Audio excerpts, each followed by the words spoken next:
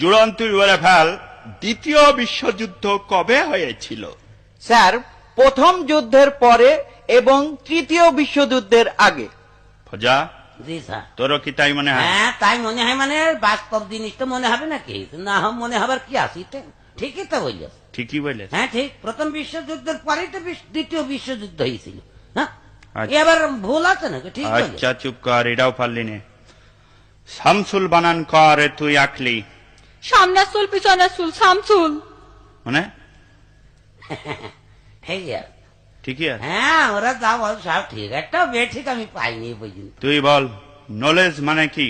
Knowledge, হুম, knowledge মানে তার লেজ নেই স্যার। চার লেজ নেই। লেজ নেই। হে তো জ্বলে পুড়ে মলামে কি করে সহ্য করবে, শেষ করে দিলে রে। নলেজ মানে তার লেজ নেই। ওয়েলকাম।